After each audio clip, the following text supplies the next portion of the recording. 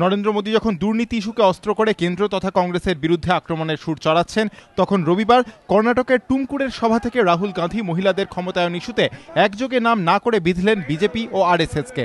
विपक्ष महिलाओं की इज्जत नहीं करता है। उनके जो संगठन है, उनका जो आइडियोलॉजिकल संगठन है, उसमें महिलाओं के लिए जगह नहीं है। বিভিন্ন রাজ্যের প্রচার শুরু করে রাহুল গান্ধী এতদিন মূলত স্থানীয় দল বা আঞ্চলিক দলের নেতৃত্বাধীন সরকার এবং বিজেপি তথা নরেন্দ্র মোদীর বিরুদ্ধে সুর চড়িয়েছেন। কিন্তু এদিন তিনি যেভাবে আরএসএসকেও নিশানা করলেন, সেটা রাজনৈতিকভাবে তাৎপর্যপূর্ণ বলেই মনে করছেন পর্যবেক্ষকরা। যদিও আরএসএস রাহুলের অভিযোগকে উড়িয়ে দিয়েছে। ये बात सही है कि संघ के अंदर महिलाओं को प्रवेश नहीं है, क्योंकि संघ केवल हिंदू पुरुषों का संगठन है। परंतु संघ के माध्यम से, संघ की प्रेरणा से, संघ के मार्गदर्शन में महिलाओं का एक स्वतंत्र संगठन राष्ट्र सेविका समिति इस नाम से 1936 से शुरू है।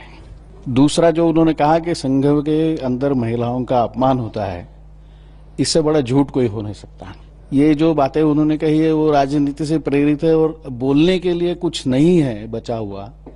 इस प्रकार से ऐसी अनर्गल बातें वो कर रहे हैं। টিভি সাক্ষাৎকারী হোক বা বিভিন্ন সমাবেশ, রাহুল বারবার মহিলাদের হাতে আরো বেশি ক্ষমতা তুলে দেওয়ার পক্ষে সওয়াল করে চলেছেন। এদিনও রাহুল বলেন, মহিলাদের হাতে আরো বেশি ক্ষমতা তুলে দিতে না পারলে ভারত কখনোই শক্তিধর রাষ্ট্রে পরিণত হতে পারবে না। রাহুলের দাবি, 100 দিনের কাজ থেকে শুরু করে খাদ্য সুরক্ষা আইনের মতো নানা সামাজিক প্রকল্প মহিলাদের সার্বিক উন্নয়নের কথা মাথায় রেখে চালু করেছে কেন্দ্র। মহিলাদের বিরুদ্ধে অপরাধ রুখতে নতুন আইনও করা হয়েছে। কংগ্রেসের সহসভাপতি আশাবাদী, খুব তাড়াতাড়ি সংসদে মহিলা সংরক্ষণ বিল পাশ হয়ে যাবে। এবিপি আনন্দ।